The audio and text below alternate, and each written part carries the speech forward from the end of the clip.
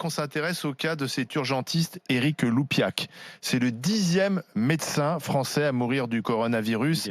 Cette fameuse première ligne qui prend des risques, d'autant plus que certains de ces médecins n'avaient pas, au début de l'épidémie, les protections, les masques, les fameux masques nécessaires pour les protéger. Et d'ailleurs, son épouse va déposer plainte pour dénoncer le manque de protection des soignants face à cette violence du virus.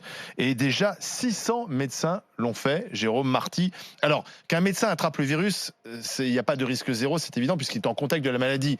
Ça semble, entre guillemets, normal. Et malheureusement, certains en meurent. Ce qui est moins normal, c'est que ces médecins, pour la plupart, en fait, ont attrapé le virus parce qu'ils n'étaient pas suffisamment protégés. Ils n'avaient pas de masque. Le problème, c'est le risque évitable. C'est d'ailleurs là-dessus que, que les plaintes vont avoir lieu. Oui, alors il va falloir démontrer qu'il n'y avait pas de masque. Soit on est devant de la responsabilité sans faute, soit on est devant la responsabilité avec faute. Tout le problème est là. Aujourd'hui, moi, j'avais Thierry Lardenois, qui est le président de la CAMF, de notre caisse de retraite, qui a donc les retours pour les arrêts de travail. Lui me parle de près de 4000 médecins contaminés et de plus de 16 morts.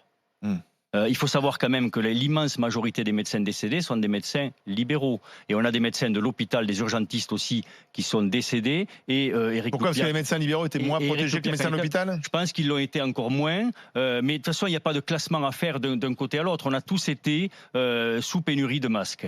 Et puis, pas que de masques. De pénurie de surblouses, de pénurie de gants, de surchaussures, d'écrans protecteurs. On a tous fait fabriquer quand même les écrans protecteurs. C'est pas l'État qui les a fournis. C'est tous les gens avec leurs imprimantes 3D, ou alors avec le syndicat de la plasturgie, où on en a fait fabriquer nous de notre côté, etc. C'est vraiment là, pour le coup, on s'est tous débrouillés pour fabriquer les écrans. Il n'y en avait pas du tout. Donc à partir de là, comme on a été face à cette pénurie, il y a eu quantité de soignants contaminés. Et je rappelle que dans les EHPAD, qui sont les lieux, et les établissements médico-sociaux, qui aujourd'hui sont les lieux qui flambent le plus, avec le plus de taux de contamination et le plus malheureusement de décès, quand on fait maintenant qu'on est arrivé enfin, parce que le gouvernement ne pouvait pas le faire, qu'on est arrivé enfin à faire tester tous les soignants et tous les patients, on a des taux de contamination chez les soignants qui sont faramineux, où on a plus de 80% de soignants qui sont contaminés et où on trouve des patients, des soignants asymptomatiques par dizaines. Donc ça veut dire que ça a diffusé et que c'est devenu nosocomial, c'est-à-dire que c'est transmis malheureusement par les soignants parce qu'ils n'ont pas eu, et dans les EHPAD c'est notoire, ils n'ont pas eu assez de moyens de protection. Quel est l'objet de ces plaintes en fait? C'est pour obtenir quoi précisément? Mais c'est pour obtenir réparation. Quand tu as décès, déjà on devrait penser aux enfants. Le président a parlé de guerre. Donc il ne le dit plus maintenant. Je pense que les enfants de ceux qui sont tombés, il ne serait pas fou de les faire pupilles de la nation et qu'ils touchent une pension toute leur vie. Ils ont perdu leur père ou leur mère au combat du virus, on devrait en faire des pupilles de la nation. Mais Marianne Soubré. Il y a deux solutions. Maître Soubré. Voilà, non, mais il y a deux solutions. Soit tu es libéral, et auquel cas, c'est plus difficile de trouver la responsabilité, sauf à prouver, effectivement, qu'on ne t'a pas fourni en tant que libéral, c'est-à-dire qu'on n'a pas mis à ta disposition les moyens de te protéger, puisque le libéral est censé se protéger lui-même, mais il faut pour ça quand même qu'il ait des masques, etc.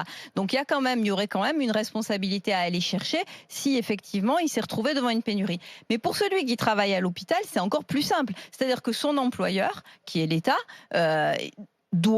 lui doit la protection et la sécurité. Est-ce que cette règle a été respectée ou pas? C'est la question qui effectivement sera posée.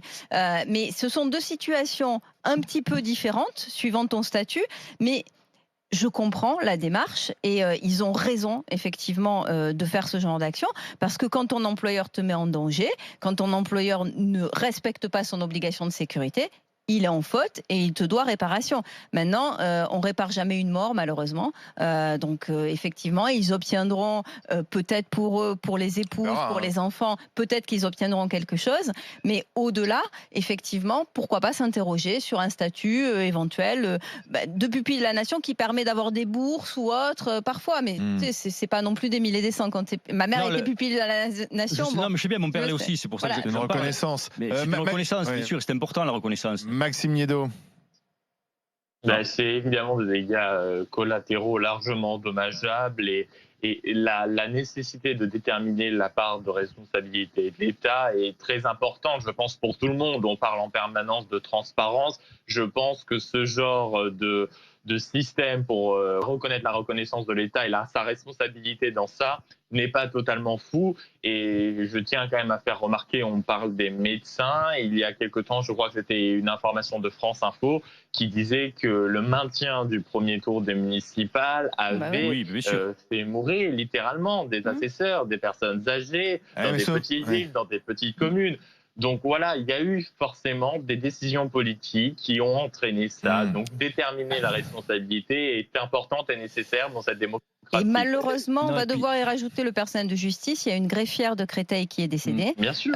Donc petit à petit aussi, quand on va faire le compte des fonctionnaires qui ont été mis en danger par l'État, à mon avis, il n'y a pas que l'hôpital, il y a aussi les prisons, la justice, etc. Oui, non, mais là, je te parle de l'État employeur. Tous les gens de l'alimentation qui ont fait ça pour nourrir la France et puis ils se sont retrouvés sans moyen de protection. Maintenant, elles sont protégées quand même. Maintenant, oui, mais pas au début. Le problème, c'est la perte de temps. Moi, je le dis depuis le début. Le problème, si tu veux, c'est qu'ils savaient. Parce qu'ils ne pouvaient pas ne pas savoir. Ils savaient qu'il n'y avait pas de stock. Et on a appris ça le 19 mars à l'Assemblée nationale. Et jusque-là, on nous a dit, vous inquiétez pas, ça va bien se passer. C'était ça le discours. C'était, au départ, on a du stock. Et ensuite, c'était, on a commandé, ça va arriver.